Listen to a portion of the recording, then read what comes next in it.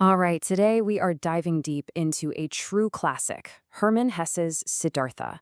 This is a story that has captivated people for, over a century now, and for good reason. It's this powerful story about one man's relentless, winding, and super personal search for meaning, for his true self. Let's get into it. So, this question right here, this is the absolute heart of the story. Just imagine it for a second. You have it all. People admire you, you're smart, you're loved, your future is practically guaranteed to be great. But inside, there's just this deep, unshakable feeling of emptiness. Well, welcome to the world of our hero, Siddhartha. So, our journey kicks off right here. Siddhartha is a young Brahmin son, basically the golden child, in a world steeped in spiritual learning. He's supposed to be this great priest and thinker, and yet, he's just filled with this deep restlessness. Why? Because all the wisdom he's getting feels, well, secondhand. It's like he's reading a bunch of beautiful words about a truth he has never, ever felt for himself. And this quote just nails his problem, doesn't it? Despite everyone telling him how great he is, something inside is just wrong. The sacred rituals, the wise teachings from his father, the love from his family, none of it, not one bit, can fill that hollowness he feels. It's his constant, nagging feeling that the most important piece of the puzzle is missing. And here you can just see the two sides of his life clear as day. On the outside, he's a prince among Brahmins, the guy everyone wants to be. But on the inside, it's a totally different story. He's tormented by this insatiable thirst for a real, direct experience of the truth, something you just can't get from a book or inherit from your dad. So he does something pretty radical. He completely abandons his cushy life and joins the samanas, who are these wandering ascetics. Their whole philosophy is simple and incredibly brutal.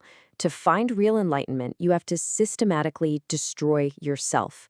And you do that through extreme self-denial. And let me tell you, he goes all in. This isn't some weekend retreat. It's an all-out war against his own body and mind. He fasts until he's basically a skeleton. He stands out in the brutal heat and freezing rain until he's totally numb. He meditates until he feels like his own consciousness is just dissolving into everything around him. The goal here isn't to improve himself. It's to completely annihilate himself. But then, after 3 long years of this, he has this massive realization. This isn't the answer. He finally sees these brutal practices for what they are, just another way to escape. It's a temporary way to numb the pain of life, no different than a guy going to a bar to forget his problems. This isn't enlightenment. It's just a distraction. So he leaves the samanas, and he and his friend Govinda start hearing about this new teacher, Gautama the Buddha. They say he's actually done it. He's achieved true enlightenment. This encounter with the Buddha is going to send them down 2 permanently different paths. When Siddhartha finally sees the Buddha in person, he's just completely captivated. It's not about the Buddha's words or his reputation, it's his presence. The guy radiates this perfect calm, this total peace. Siddhartha is looking at a living, breathing example of the very thing he's been chasing. He sees a truth that's been achieved, not just talked about. And this leads to a huge moment, a fork in the road where the 2 friends split up. Govinda hears the Buddhist teachings and thinks, this is it. It's a perfect system. I'm in. He joins the monks. But Siddhartha, even though he deeply respects the Buddha, realizes a much harder truth. You can't just follow someone else's perfectly drawn map to get where you need to go. And with this, he basically explains his whole new philosophy to the Buddha himself. He says that the teachings, as perfect as they are, can only describe the experience. Words can never replace the act of living it. Enlightenment, he realizes, isn't a class you take. It's a reality you have to go out and discover for yourself. Okay, so now he's rejected the wisdom of his father, the ascetics, and even the Buddha. So what's left? Siddhartha makes his most shocking turn yet. He figures, if I can't find truth by denying the world, maybe I can find it by totally embracing it. So he decides to dive headfirst into the world of the senses. Business, pleasure, desire, all of it. And for years, he learns a totally new curriculum. From a famous courtesan named Kamala, he masters the art of love. From a merchant, Kamaswami, he learns how to make money, and he gets really good at it. We're talking fine clothes, servants, high-stakes gambling, rich food, wine, the whole shebang. He completely immerses himself in this material world he used to hate. And yet, here comes that old, familiar feeling again. He's become a master at playing the game of life, but he still feels like he's on the outside looking in. He watches ordinary people, he calls them the child people, and he's actually jealous because they have something he doesn't, the ability to really care, to love, to get invested. He's just an actor playing a role. They're actually living. This soul sickness all comes to a head in a dream. He dreams that a little songbird in a cage, a bird he connects with the last little bit of goodness in his heart, is lying dead. He wakes up feeling physically sick, and he realizes this worldly life, this whole game of samsara, it's finally died inside him too. It's over.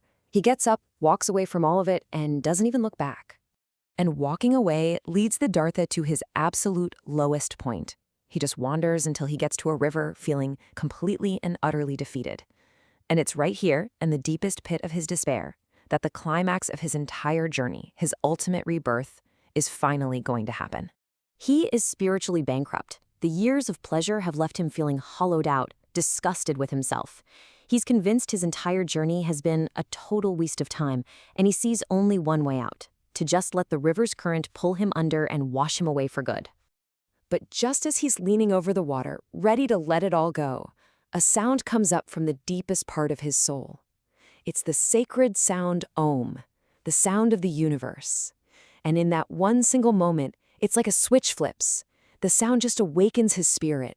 He sees how totally foolish his despair is, and he just collapses into a deep, healing sleep. He wakes up a totally new man. The old Siddhartha, the one who was always striving and always in despair, is gone, drowned in that sleep by the river. This huge rebirth, though, it brings up the most important question of all, right? What was the point of all this? After that long, painful, winding journey, what did he finally learn?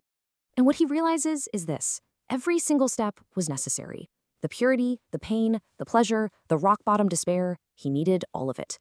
He had to completely lose himself, to get so ridiculously lost, just to finally silence that arrogant voice in his head and learn to just be. He had to walk the world's crooked path to find the wisdom that was inside him all along. And that kind of leaves us wondering, doesn't it? What paths do we have to walk to find our own?